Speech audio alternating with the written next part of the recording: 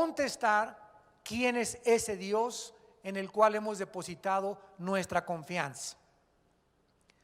Por ejemplo, uno de los físicos, matemáticos, astrónomos más grandes que el siglo XX conoció, el doctor Wernher von Braun, que fue el que diseñó el primer cohete que llegó a la luna en 1969 y profesor aparte de la Biblia ahí en la NASA. En los tiempos libres él daba estudios de la Biblia a todos los estudiantes de física, matemáticas, de astronomía, aeroespaciales, a las secretarias, a los ingenieros, etcétera, etcétera. Escribió estas palabras: conocer a Dios es la meta más noble del entendimiento humano. Amarle es lo más digno de nuestros afectos y servirle es el más honroso y delicioso propósito al cual podamos dedicar todos nuestros talentos. Este hombre, con un ingenio increíble para haber diseñado el primer cohete que llegó a la luna en 1969, Wernher von Braun, que era alemán y se nacionalizó norteamericano, descubrió a Cristo cuando tenía 16 años de edad, estudiando física en Alemania. Y desde que él descubrió a Jesucristo, él comenzaba a enseñarles en las universidades alemanas que él no podía explicarse cómo podía un alumno estudiar ciencia aeroespacial o física o matemáticas o químicas e hiciera a un lado a Dios. Él decía: cuando tú llegas a la física, llegas a un límite. Cuando llegas a la química, llegas a un límite. Cuando llegas a las ecuaciones matemáticas, llegas a un límite. Y ese límite no te permite concebir que existe otro mundo fuera de ese límite mental, intelectual, humano, que es el invisible, el espiritual, y que por el cual tú no quieres conocer. Nunca podrás extenderte todavía mucho más allá del límite intelectual de la mente humana y de la finitud del pensamiento intelectual. Así, en otras palabras, él dijo, para concluir, que un científico ateo es un científico limitado. Una persona que dice que no cree en Dios está él mismo negando su propia existencia. Es como amanecer y verte en el espejo y decir: no veo nada, no existo. Es exactamente lo mismo cuando una persona dice: no creo en Dios. Ahí me encanta, me gusta muchísimo, deleito es más tener los debates con los ateos, sobre todo cuando son públicos. Porque cuando una persona me dice que no creo en Dios, inmediatamente le digo: ¿en dónde lo has buscado? Si no conoces ni Xonacatlán de las Manzanas, no has salido ni del Estado de México, ¿dónde fuiste? ¿Cómo puedes tú concluir no existe Dios cuando el universo es inmenso? ¿Dónde lo has buscado? ¿Dónde fuiste a experimentar? ¿Dónde fuiste a investigar para concluir que no existe Dios? Es que mi maestra en la secundaria me dijo que él era muy inteligente y era ateo. Casi todos los ateos que nosotros hemos conocido son ateos, ¿verdad?, por conveniencia, y ateos ignorantes, que repiten, o como los muchachos en la universidad que se dicen ser ateos porque es intelectual, de acuerdo a ellos, considerarse ateo. ¿Realmente puede el ser humano conocer a Dios? Y si Dios existe y Dios se ha manifestado y Dios se ha revelado, como la Biblia lo dice, es importante saber los medios que nos pueden llevar a poder conocerlo. Porque hay un camino que lleva al DF, hay un camino que llega a Villahermosa, Tabasco, hay una carretera que lleva a Veracruz. No cualquier carretera te lleva a Veracruz. Y hay un solo camino que nos lleva a Dios. Y cuando andamos por caminos equivocados, tratando de buscar en la brujería, en la dianética, con los gurús, con los Hare Krishna, con los astrólogos, los caminos para poder encontrar un contacto con el más allá, son caminos, dice la Biblia, que aunque parezcan derechos, son caminos que conducen a la muerte. Porque Dios mandó hace 2000 años a su Hijo Jesucristo. Y al bajar Dios en forma humana hace 2000 años a este mundo, Él dijo estas palabras: yo soy el camino a Dios. Yo soy la única verdad inmutable y absoluta que existe. Y nadie va al Padre, nadie puede conocer a Dios más que a través de mí. Ahora, si alguna persona quiere buscar a Dios fuera de la persona de Jesucristo, se va a equivocar, porque todo lo que tú leas acerca de Dios, todas las cosas que tú investigues acerca de Dios fuera de la Biblia, no son más que una distorsión, una caricatura, una perversidad, algo adulterado acerca del carácter de Dios. Jesucristo dijo: escudriñen las Escrituras, porque ellas dan testimonio de mí y en ellas encuentran ustedes la vida eterna. Ese Dios creador del universo escogió la manera en la que el ser humano hiciera contacto con Él, y Él escogió a su Hijo Jesucristo. Veamos a continuación, en primer lugar, que la Biblia nos enseña que si Dios no se hubiera revelado al ser humano, nosotros jamás lo hubiéramos podido encontrar. Porque vuelvo a repetir, si existe un Dios, ¿dónde lo voy a encontrar? ¿En una cueva? Dios no está en una cueva. ¿En las montañas del Himalaya? Dios no está en las montañas del Himalaya. ¿O acaso seremos tan necios como el cosmonauta ruso Yuri Gagarin, que cuando subió al espacio en el Sputnik, en el primer satélite, dijo allá arriba: no he encontrado a Dios, y bajó y se carcajearon todos? Una persona le preguntó: ¿por qué no encontró a Dios? Dice: no, Dios no estaba allá. Dice: es que Dios no lo vas a encontrar más que dentro de ti.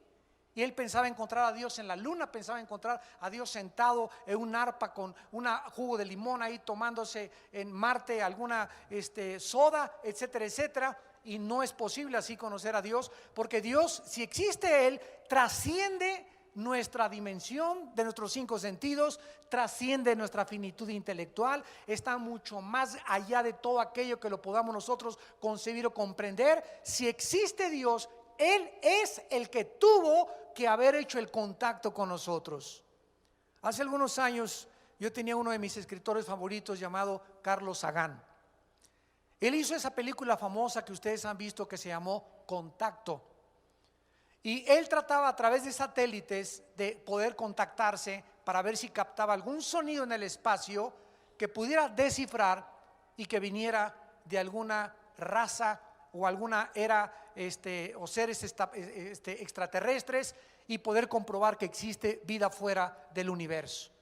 Carlos Sagan no pudo hacer nada, diseñó unas parabólicas increíbles, etcétera, etcétera, y concluyó antes de morir en su bitácora.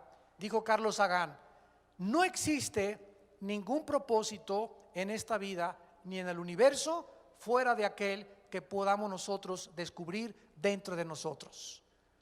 O sea, fuera de mí no hay absolutamente nada, y fuera del universo que nosotros vemos, Él siempre ha sido como está. Y Carlos Sagan creía en la eternidad del universo. Sin embargo, la misma ciencia comprueba que el universo no es infinito, que tuvo un principio, por lo cual tendrá un final. En el pasaje que acabamos de leer, en el libro de Job, capítulo 11, versículo del 7 al 8, se nos dice: ¿descubrirás tú los secretos de Dios? A esta pregunta, ¿qué respuesta le daremos humanamente? ¿Habrá alguien que descubra los secretos de Dios si es que Dios existe? ¿Cuál es la respuesta? ¿No conoces ni los secretos de tu suegra? ¿No conoces ni los secretos de las matemáticas ni de la física?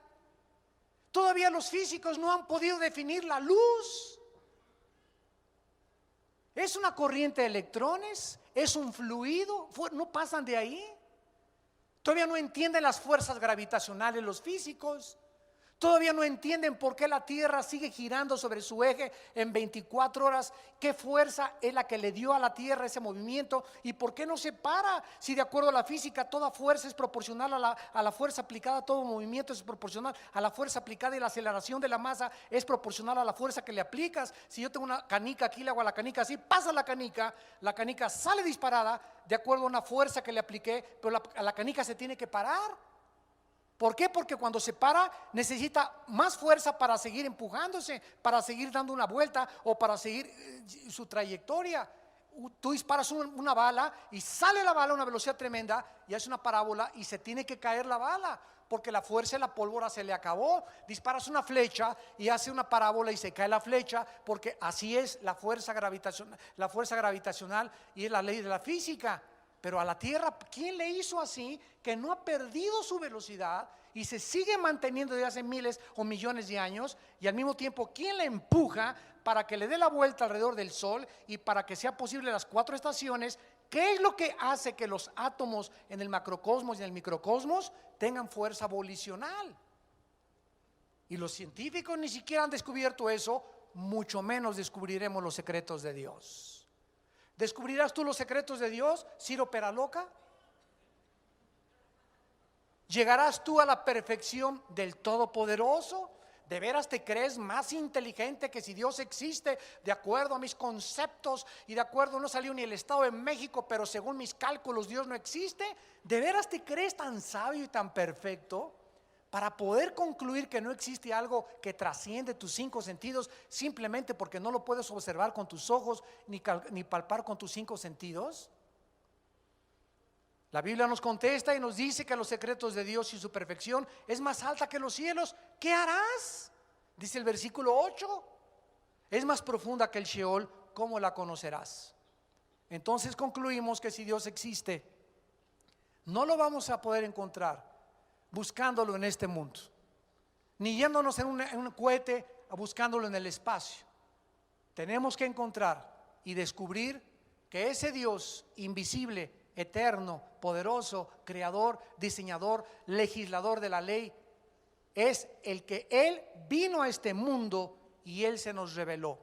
Y cuando Cristo comenzó a caminar por este mundo, hizo las obras que Dios quería que hiciera para que supiéramos que Jesucristo era verdaderamente su Hijo amado. Dice la Biblia en Isaías 55, 8 y 9, porque mis pensamientos, dice Dios, no son vuestros pensamientos, ni mis caminos son tus caminos. Como son más altos los cielos que la tierra, mis caminos son más altos que los tuyos. Entonces no digas lo siguiente: yo no creo en Dios, porque si Dios existiera, ¿cómo pudo permitir los tsunamis, los terremotos, que se murieran los niños? Entonces vamos a seguir una línea lógica, señores científicos que nos acompañan y ateos que están con nosotros, o los que nos ven por la televisión. Si tú eres un ateo y concluyes, porque el 90% de los ateos, escúchame, el 90% de los ateos que yo he conocido son personas amargadas con la vida. No han podido entender por qué pasa lo que pasa, por qué hay niños que se mueren en tsunamis, por qué hay terremotos, por qué hay injusticias, etcétera, etcétera. Y como no pueden entender aquí en la maceta, en la calabaza que tienen, no pueden asimilar, no pueden discernir, distinguir por qué, si existe un Dios, permite esto, concluyen ellos: no existe Dios, porque no entienden. Cuando la manera honesta de una persona intelectual verdaderamente, pero honesta, debería ser la siguiente: yo no entiendo lo que pasa en el mundo, pero Dios, si existes, explícamelo. Quiero saber por qué pasa lo que está pasando, por qué hay tanta injusticia, por qué tanto sufrimiento, por qué tantos crímenes, por qué tantas guerras, qué es lo que está pasando. Si existe un Dios, yo quiero saberlo. Y Señor, si tú existes, dámelo. Y si en Jesucristo tú te revelaste, Señor Jesucristo, te necesito porque quiero entender. Pero no digas ni justifiques la negación de Dios porque no lo entiendes. Esto es muy deshonesto. Como no entiendo, no lo acepto. Más bien, no lo entiendo, pero lo quiero entender. Y si hay alguien que te lo puede explicar, porque en tu finitud no lo entiendes, necesitas entonces a Dios. Porque no eres sabio, tienes el cerebro, y yo tengo el cerebro comparado al de Dios, de un renacuajo. Una vez les conté la historia de un gran santo y uno de los más grandes pensadores que a mí me desafió, porque yo antes de ser cristiano era ateo. Nosotros fuimos creados, aquí está mi mamá, en colegios lasallistas, religiosos, católicos, y me decepcioné profundamente de mi religión a la que pertenecíamos a los 14, 15, 16 años de edad. Me decepcioné tremendamente por todas las cosas que veía, ¿verdad?, en mi religión, y me brinqué al extremo. Me hice ateo y me convertí en enemigo de Dios. Mi hermano Alejandro, cuando comenzó a hablarme a mí de Cristo, ya tenía yo 25 años de edad, y había yo sufrido muchísimo, y me había metido a estudiar ciencias políticas y que después psicología, me quería ir a los Himalayas y raparme allá con los budistas, bueno, buscando por todos lados la verdad. Y en ningún lado podía yo encontrar nada, hasta que mi hermano Alejandro un día me dijo: te reto, te desafío a que leas la Biblia. Y cuando comencé a estudiar la Biblia, paralelamente comencé a estudiar un libro que se llama La ciudad de Dios, de Agustín de Hipona. Y dice la historia que Agustín era un muchacho sumamente brillante, intelectual, que iba caminando por la playa y pensando en la playa: si Dios existe, ¿por qué permitió al diablo? Si Dios existe, ¿por qué permitió la maldad? Yo, si hubiera sido Dios, no hubiera permitido eso. Y en estos pensamientos y en estas reflexiones iba Agustín caminando por la playa, cuando se encontró a un niño que corría al mar y agarraba el mar en una cubetita y lo echaba en un hoyo, y corría al mar y sacaba agua en la cubeta y le echaba en un hoyo. Y entonces Agustín le preguntó al niño: oye, niño, ¿qué estás haciendo? Y le contestó el niño: estoy tratando de poner el mar en ese hoyito. Y Agustín le dijo: niño bruto, tonto e incoherente, ¿cómo es posible que tú creas que el mar en su inmensidad quepa en ese hoyito que tú estás haciendo? Y el niño se paró y le contestó a Agustín y le dijo: ¿y cómo piensas tú, más bruto que yo, que la inmensidad de los pensamientos de Dios quepa en la jicarita que tienes aquí? Agustín escribe que él está seguro, ¿verdad?, que ese niño era un ángel. La Biblia dice en Hebreos 13 que muchas veces los ángeles toman forma humana, y en la Biblia los vemos. Y desde ese momento Agustín comenzó a entender que era realmente imposible meter lo vasto y lo inmenso de los pensamientos de Dios en la jicarita que tenemos aquí adentro, porque aquí hay 60 watts y ahí hay 10 millones de watts. Si tú agarras esa corriente y la tratas de meter en un foco de 60 watts, ¿qué le pasa al foco de 60 watts? Lo fundes. Y por eso la mayor parte de los ateos se han muerto fundidos. Se les fundieron los fusibles. En otras palabras, ¿qué significa? Se volvieron locos. El más grande ateo del siglo pasado, Friedrich Nietzsche, que escribió Así hablaba Zaratustra, y escribió varios libros, dijo: el Dios está muerto. A los 42 años se volvió homosexual. A los 45 lo internaron en un hospital psiquiátrico y muere después de los 50 absolutamente en la más profunda insanidad mental. En su casa de Alemania había escrito en la puerta: Dios está muerto. Cuando murió Nietzsche, alguien puso arriba de este letrero: Nietzsche murió, Dios sigue vivo.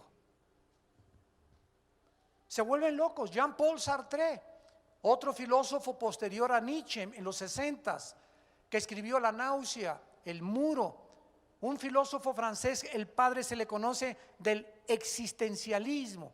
Los hippies, ¿se acuerdan ustedes que vivían en comunidades? Peace and love, y only need is love.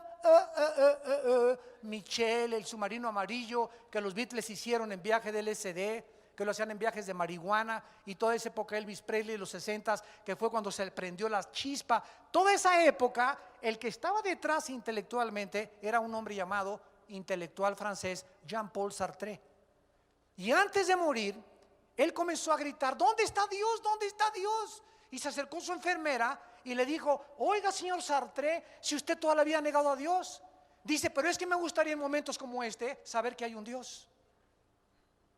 A la hora de la muerte estaba gritando que dónde estaba Dios. Qué incongruencia y qué ironía y contradicción de una vida tan deshonesta, de durante todo el tiempo haber negado que existe Dios. Dios se ha revelado. La Biblia nos enseña en Deuteronomio 29:29 que las cosas secretas pertenecen a Dios. El día que nosotros podamos dar respuesta a todas las preguntas y a todas las interrogantes del universo, ya no necesitaríamos a Dios. ¿Estás de acuerdo? Entonces es lógico que mientras caminemos por este mundo, reconociendo nuestra finitud y nuestra incapacidad mental, es lógico que tengamos dudas. Miles de dudas. Yo soy cristiano hace 30 años y todavía tengo cantidad de dudas. Pero las dudas no son malas. Malo es quedarte con las dudas. Hay veces que yo vengo a la Biblia y me encuentro esto, no lo entiendo. ¿Pero por qué no lo entiendo? Porque mi mente no es lo suficientemente amplia para entender toda la Biblia. ¿Qué hago? Hago a un lado esta página y sigo comiendo, sigo estudiando lo que puedo asimilar. Cuando tú comes pescado, los pescados tienen espinas. ¿Qué haces cuando te sale una espina? Ya no quiero pescado porque tiene espinas. No, agarra la espina, la haces a un lado y te come lo que te aproveche. Así es cuando vienes a la Biblia. Te vas a encontrar cantidad de espinas, pero no por eso ya no voy a seguir estudiando. Ya no lo entiendo. Y porque no lo entiendo, ya no existe Dios. O ya me agüito, ya me desilusiono, ya no quiero seguir mi investigación. No, no y no. Recuerda tu mente de jicarita.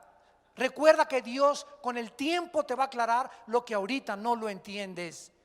Por eso es importante la paciencia y la perseverancia para que podamos recibir los premios de Dios.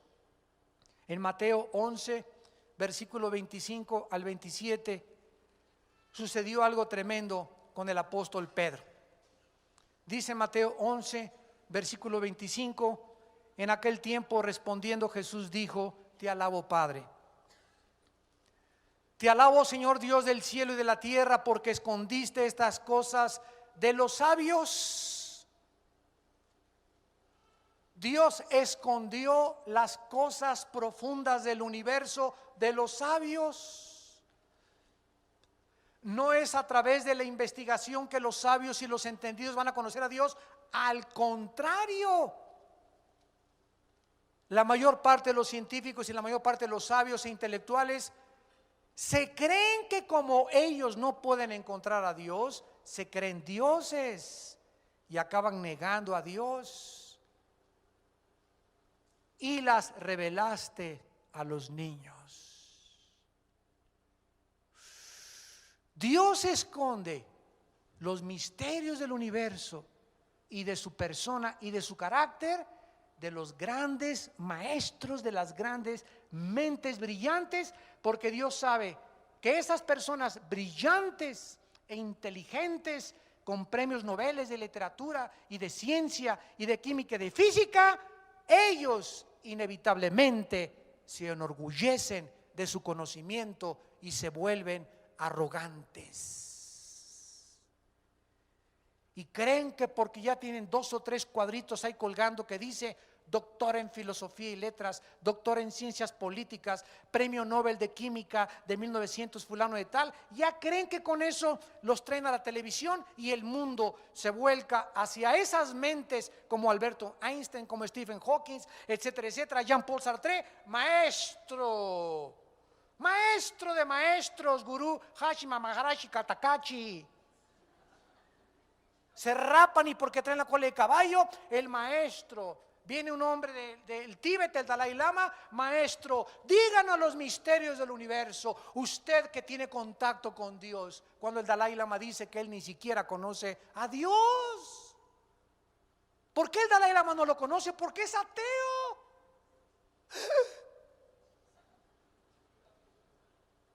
El Dalai Lama es ateo, sí. Los budistas son ateos. Buda era ateo, el budismo es una religión atea.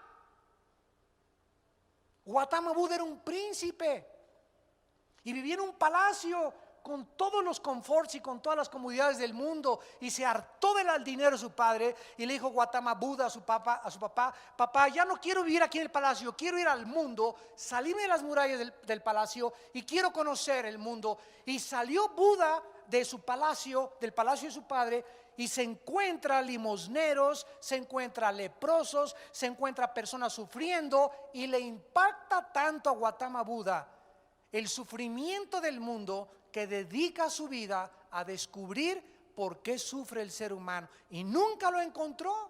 Acabó en McDonald's. Se decepcionó porque no encontró por qué sufríamos, y comenzó a comer y a comer y a comer, y por eso se puso así. Pero él jamás dijo, cuando fundó su filosofía y religión, no, esto nos concluye que no todas las religiones son teístas. Hay religiones que son ateas. El comunismo es otra religión y es ateo. Entonces, ¿de dónde sacaron? Cuando voy a la universidad me dice un maestro: oiga, pero usted no viene a hablar de religión, ¿verdad? ¿Aquí se habla de religión? ¿Aquí se habla de Hitler? Sí. ¿Se habla del comunismo? Sí. ¿De la dialéctica materialista? Sí. ¿Se habla de Buda? Sí. Entonces, ¿por qué me hizo a mí que no hablo de religión? Porque traigo la Biblia. ¿Que usted no sabe que los religiosos también son ateos? Y la gente no sabe que hay religiones ateas, como el budismo es una religión atea. Los budistas no creen en Dios, ni le oran a Dios, ni le oran a Buda. Entonces, ¿cómo podemos nosotros, verdad, creer que un ser humano, igual que tú, igual que yo, nos pueda responder los secretos del universo? En Mateo 16, el apóstol Pedro dice en el versículo Mateo 16, versículo 13, en Cesarea y Filipo, Cristo preguntó a los discípulos diciendo: ¿quién dicen los hombres que es el Hijo del Hombre? Es una pregunta muy relevante. ¿Quién dice tu maestro? Pregúntale a tu maestro que es Cristo. Escuchen, te van a contestar: Cristo fue el primer revolucionario. Cristo fue un comunista. Cristo fue un gran moralista. Cristo fue uno de los grandes iluminados. Cristo fue un hombre santo.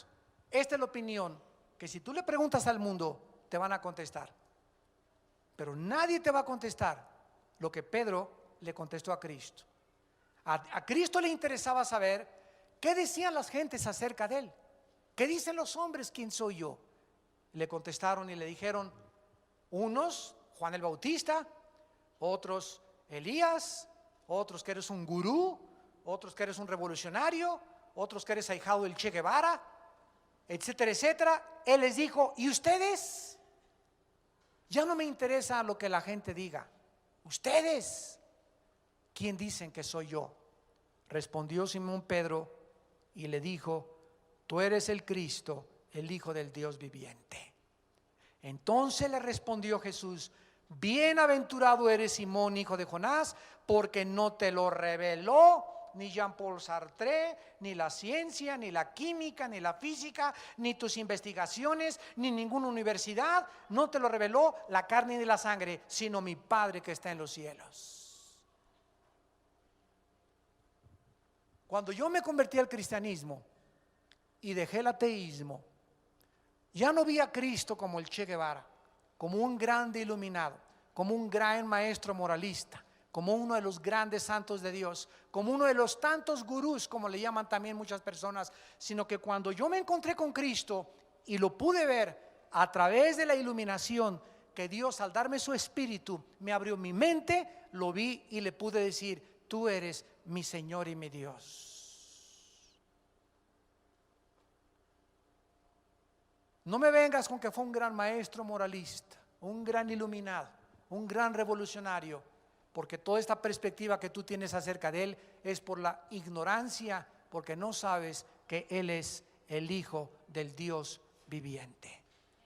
Para que una persona pueda ver a Cristo como lo que él es, necesita ser iluminado por el Espíritu de Dios. Lo necesitamos saber a través de la revelación. Veamos en segundo lugar el debate acerca de la existencia de Dios. En primer lugar, el progenitor o el inventor de la psicología moderna, Sigmund Freud, postuló una declaración que es la antítesis, o sea, totalmente lo opuesto de lo que la Biblia dice. Sigmund Freud, en su libro El futuro de la ilusión, 1928, dijo estas palabras: el ser humano inventó a Dios. Esto es lo que dice el padre progenitor de la psicología moderna. Freud dijo en su mismo libro El futuro de la ilusión: el ser humano necesita desesperadamente seguridad en medio de un mundo donde no tiene el control sobre todas sus circunstancias, por lo cual tuvo que inventar la existencia de Dios. Continúa Freud diciendo: la invención de Dios se debe al temor que el ser humano tiene ante la muerte y ante todo lo desconocido, por lo cual el ser humano se volvió incorregiblemente religioso. Entonces, de acuerdo a Freud, que era ateo, Freud era ateo de ateos y murió con una neurosis increíblemente grande. Dice su esposa que se levantaba a la 1 o 2 de la mañana gritando, empapado en sudor, que veía figuras y veía cosas que se le aparecían. Ahora podemos saber, verá, que eran demonios.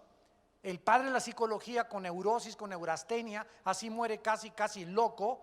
Él pudo decir: es que Dios lo inventaron los hombres, porque como no conocen lo oscuro ni lo que va más allá de nosotros, ellos tienen que ser religiosos y le llaman al sol Dios, le llaman a la luna Dios, y el hombre inventó a Dios.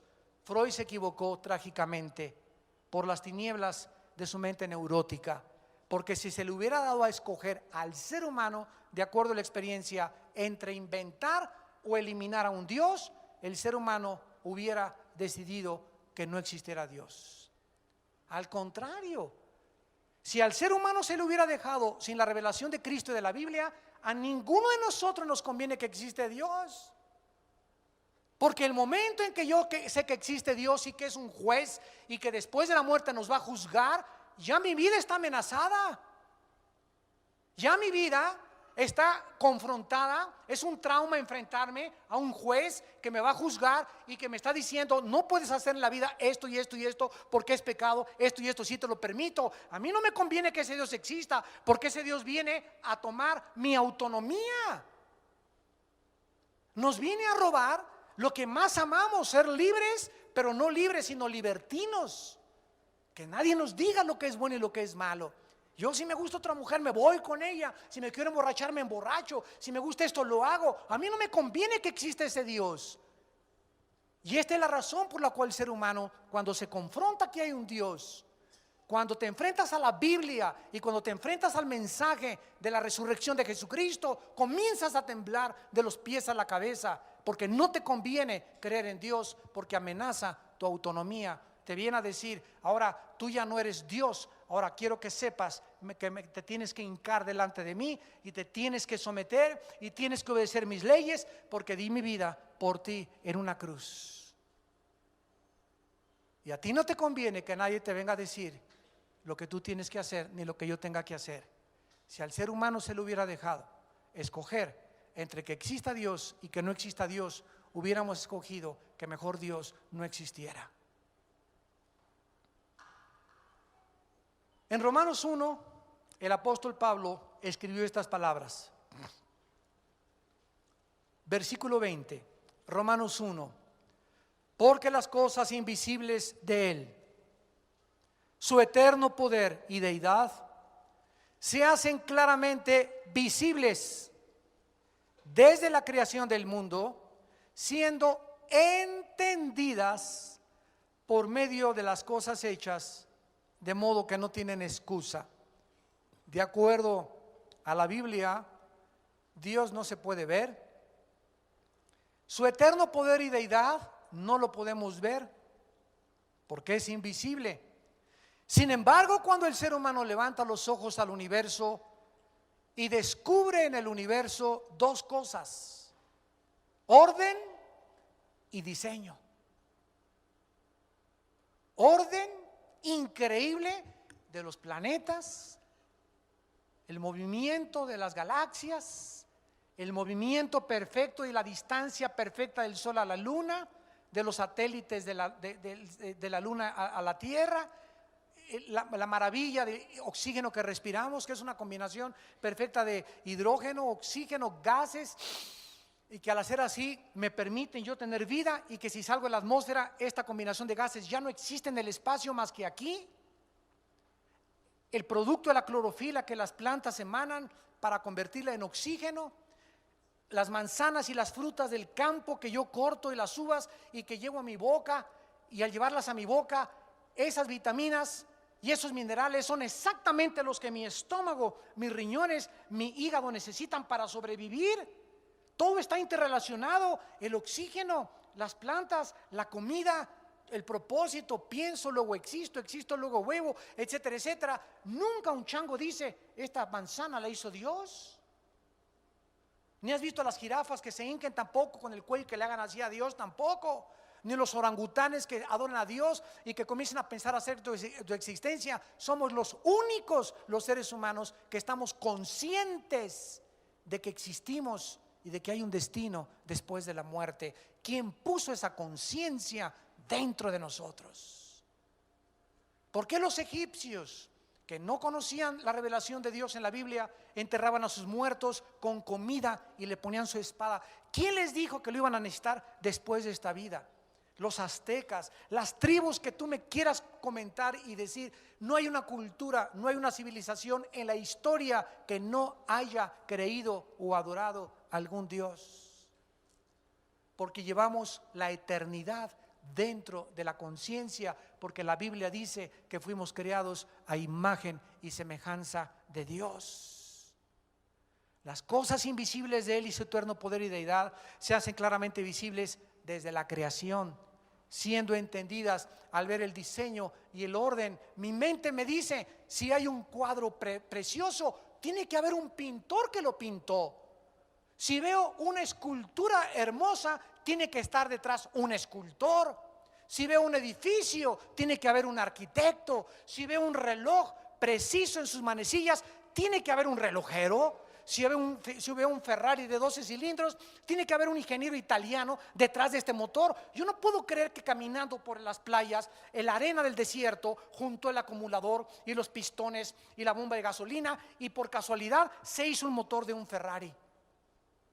Así es imposible concluir que el hígado, el estómago, el páncreas, la sangre, los pulmones, la maravilla del ojo humano, la maravilla de los huesitos, que tenemos en el oído, la piel que nos cubre, los cabellos, la sangre. Es increíble que todo surgió de la nada, de un accidente.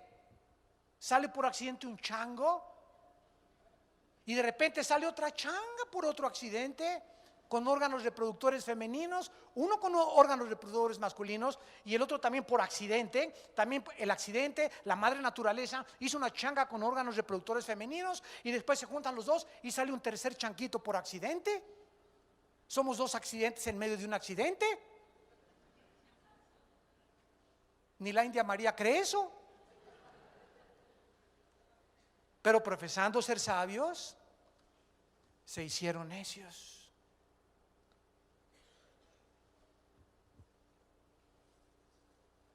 Dice la Biblia aquí en Romanos, versículo 21, pues habiendo conocido a Dios, no le glorificaron como a Dios, ni le dieron gracias.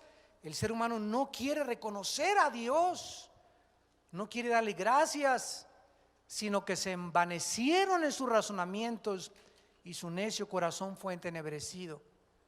Y así es como la Biblia describe la mente de Freud, de Nietzsche, de Sartre, de Carlos Sagan, de Adolfo Hitler, de Saddam Hussein, de esos los Césares romanos, de inventores, de escultores, que a los ojos del mundo, grandes mentes, grandes filósofos, sin embargo, pasaron por esta vida sin haber jamás descubierto a Dios. Y cuando se murieron, no te llevas ni la química, ni la física, ni las matemáticas, ni todo lo que aprendiste. Cuando nos muramos, lo único que nos llevamos y que nos va a servir en el cielo es el conocimiento de Dios. Juan 17:3, y esta es la vida eterna, que te conozcan a ti y a Jesucristo, a quien tú has enviado. Vamos a ver que aunque la evidencia de Dios es demasiado clara e irrefutable, la negación de la existencia de Dios, la Biblia le llama necedad. Salmo 14:1, el necio dice en su corazón, no hay Dios. Es una necedad. Una persona atea es una persona deshonesta, filosófica y racionalmente. Es una persona absurda en sus pensamientos y en la coherencia de su lógica elemental, siguiendo la línea de la lógica elemental. Y aunque Dios no puede ser probado, como una vez, hace muchos años, un gobernador del estado de Tabasco llegó a un pueblito y él se dedicó a matar cristianos y a quemar iglesias en el estado de Tabasco. Le llamaban Garrido Canaval. Y cuenta una historia, cuando estuve yo ahí en Tabasco, que me la contaron, que cuando llegó este gobernador en un caballo a una de las iglesias, agarró a todos los cristianos que estaban ahí enfrente y les dijo, a todos ustedes los reto que me demuestren que Dios existe y voy a creer. Había una viejita entre los cristianos que sacó una naranja y la partió a la mitad. Y agarró la naranja y se la exprimió. Y le dijo la viejita al gobernador de Tabasco, ateo, dígame a qué sabe la naranja. Y él le contestó, vieja tonta, ¿cómo lo voy a saber? La tengo que probar. Y la viejita le contestó, así es Dios, Señor, lo tiene usted que probar. Así hay mucha gente, ¿verdad?, que quiere, pruébame que Dios existe, quiero esto. Pues es una cosa, tú lo tienes que experimentar en tu vida. Es algo personal y es algo individual. Dice en Romanos 8, el Espíritu nos da testimonio a nuestro espíritu de que somos hijos de Dios. No es hasta que tú le entregas la vida a ese Dios que no conoces, pero que Él quiere que tú le conozcas y entrar a tu vida, que cuando Él entra a tu vida, Jesús dijo, yo y mi Padre nos manifestaremos en tu corazón. Los argumentos que usamos para demostrar la existencia de Dios son de diferente carácter. En primer lugar, tenemos los argumentos que se llaman deductivos, como el argumento teleológico. Teleo significa en el griego perfecto o completo. Teleológicos. Esto significa que cuando observamos algo perfecto o algo acabado, en ese momento concluimos que tiene que haber, como vimos, un diseñador. Una persona que dice que el universo se hizo por casualidad y por accidente, es la misma persona que concluye que al encontrarse un motor en las arenas del desierto, decir, las arenas del desierto formaron este motor tan perfecto que existe. Esto es una estupidez intelectual. Esto es un absurdo irracional total. Así es el que dice todo se hizo por accidente. Es el argumento teleológico. En segundo lugar tenemos el argumento ontológico. La palabra ontos es un participio griego que se refiere al verbo ser o estar. O sea, en este contexto se tiene referencia al ser de Dios. Este argumento, el ontológico, razona que por causa de que la mente humana puede concebir a un ser absolutamente perfecto, esto implica la realidad de la existencia de un ser perfecto. El mero hecho de que un ser humano conciba en su mente que existe alguien superior nos muestra verdaderamente que ese ser tiene que ser Dios. Por eso todas las culturas, todas las civilizaciones han concluido, hay algo en la fuerza de la guerra de las galaxias le llaman la fuerza. otros le llaman lo invisible, el poder. Algo le dice al ser humano, hay algo que trasciende a nosotros. Esto nos habla que esta concepción la tuvo que haber puesto Dios en nosotros. Después tenemos el argumento aestético. Ojalá que todos estén apuntándolos. Aestético, que por causa de que existe la belleza, la belleza, la estética en el mundo, alguien la tuvo que haber diseñado. ¿Se acuerdan lo que dijo Cristo en Mateo 6? Vean ustedes el color de las flores. No existe un vestido, un diseñador, un modista que pueda diseñar los colores de las flores del campo. Ni Salomón se ha vestido con la belleza de las flores. Ve los colores de un pájaro o de esas guacamayas o de esos animales y la combinación de esos colores son inimitables. Esta belleza, esta puesta del sol en Acapulco en pie de la cuesta, este universo cuando sales de arriba de la tierra y viajas en una nave espacial y ves todo el espacio y el mundo y el sol radiante, etcétera, etcétera. Todo esto nos habla, ¿verdad?, de este argumento estético de que esta belleza tiene que estar detrás alguien que la haya creado. Después tenemos los argumentos morales. Por causa de que los seres humanos sabemos que hay un bien y que hay un mal. ¿Quién me dijo que era bien y que era mal? Es otra de mis preguntas a los ateos. Le digo al ateo, oiga, alguien se robó a su hija. ¿Qué contestaría usted? Me levantaría y lo perseguiría. Oiga, ¿y por qué? Si para usted no hay el bien y el mal, el ladrón dice que no existe la justicia ni la justicia. Y usted es ateo, usted no puede tener una plataforma moral para determinar qué es bueno y qué es malo. Oiga, pero ¿qué es malo que me roben a mi hija? Bueno, eso es lo que dice usted. ¿Quién le dijo a usted que era malo? ¿La vaca? ¿Una cucaracha? ¿Un conejo? ¿Quién le dijo? ¿De dónde sacó usted el concepto de lo bueno y de lo malo? ¿Por qué las tribus africanas, sin conocer a Dios ni la Biblia, no entregan a sus hijas si no son vírgenes al matrimonio? ¿Quién les puso a los africanos que la virginidad es la virtud más grande en el matrimonio? ¿Quién nos puso que quitarle algo a alguien es robo? Los animales no tienen este concepto. ¿De dónde vinieron estas ideas? Y tenemos también uno de los más fuertes que se llama el argumento cosmológico. Cosmológico, que es el argumento de la causa o el efecto. De acuerdo a los científicos, todo efecto tiene una causa, ¿verdad? Esto es absolutamente lógico. No puede haber una causa sin un efecto. Por ejemplo, la causa de un espacio infinito tiene que ser infinita. La causa de la eternidad tiene que ser eterna. La causa de la complejidad de la materia en todos los seres vivos tiene que ser omnisciente y sabia. La causa de la conciencia tiene que ser personal. La causa de los valores éticos tiene que ser moral. La causa de la belleza tiene que ser estética, y la causa de la vida tiene que ser algo vivo. No nada más nada igual a algo. ¿Cómo puede la vida surgir de la nada? Nunca nada ha producido nada. Nunca jamás ha surgido nada por espontaneidad. Nunca tampoco ha surgido el orden del desorden.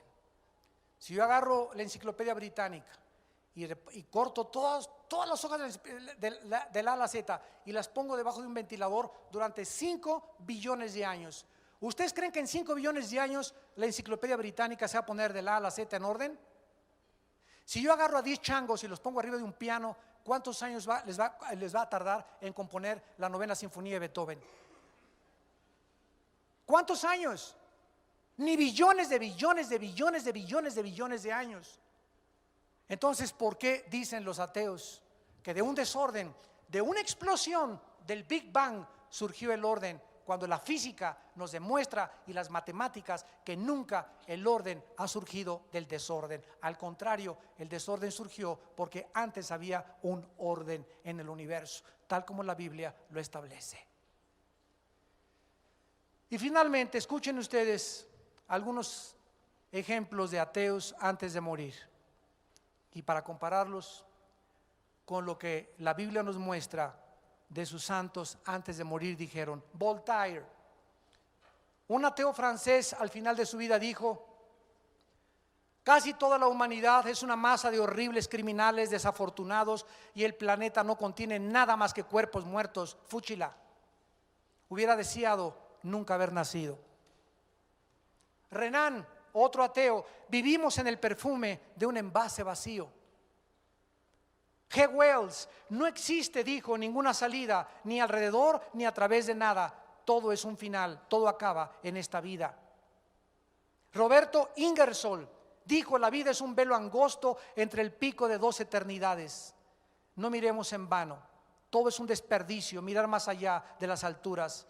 Mientras más gritemos, la única respuesta será el eco de un lloro amargo y desesperado. Bertrand Russell, que escribió ¿Por qué no soy cristiano?, dijo: el ser humano es la causa que no tuvo ninguna previsión. Su vida, sus temores, su crecimiento, sus esperanzas, sus creencias no son sino el solo accidente de una colocación de átomos. Todo el heroísmo, las virtudes, la moral, los sentimientos se quedan solos en la tumba fría y seca. Jean-Paul Sartre: la vida es una náusea, una desesperación, ser humano. No hay causa ni propósito para la vida fuera de nosotros. La esperanza de la Biblia es totalmente diferente. El rey David escribió en el Salmo 23: aunque ande en valle de sombras y de muerte, no temeré mal alguno, porque tú estarás conmigo. El apóstol Pablo, antes de morir, dijo: he peleado la buena batalla, he acabado la carrera, he guardado la fe, por lo demás me está guardada la corona de justicia, la cual me dará el Señor juez justo en aquel día, y no solo a mí, sino a todos los que aman su venida. El apóstol Juan escribió: Cristo dijo: yo soy la resurrección y la vida, el que cree en mí, aunque esté muerto, vivirá, y todo aquel que vive y cree en mí no morirá eternamente. Y tú, amigo que nos visitas, ustedes que nos ven por la televisión, ¿cuáles son tus palabras si murieras hoy en la tarde? ¿Cuál es tu concepto de la vida y de la eternidad? ¿Vas a morir amargado, con cara de caimán? ¿Vas a morir amargada en tu vida sin haber conocido jamás, naciste en las tinieblas, viviste en tinieblas y vas a regresar a las tinieblas? ¿A eso le llamas tú vivir? ¿Tú crees que el vivir es hacer dinero nada más? ¿O tener poder? ¿O llegar a ser famoso? ¿Y llegar a ser como Timbiriche? ¿O llegar a ser un cantante, un deportista famoso? ¿Tú crees que esa es la vida? Y cuando llegas a todas esas cosas te das cuenta que algo dentro de ti sigue vacío. Y así mueren presidentes y cantantes, porque todo pasa en la vida. Porque la vida del hombre es como la hierba del campo, que por un lado amanece en la mañana, en la tarde sale la flor y en la tarde nos secamos. Así tenemos todos que secarnos, y toda nuestra gloria y todo lo que buscamos no nos va a servir después de esta vida. Yo soy la resurrección, dijo Jesucristo. Si tú crees en mí, no morirás eternamente. Dios se ha revelado. Dios te está esperando en esta mañana, no para que alguien te pruebe que existe Dios, sino para que tú te convenzas sin que nadie te persuada, al invitar a Jesucristo a tu vida y al experimentarle y decirle lo que yo le dije hace 30 años. Le dije: Señor, yo no sé si existes o no.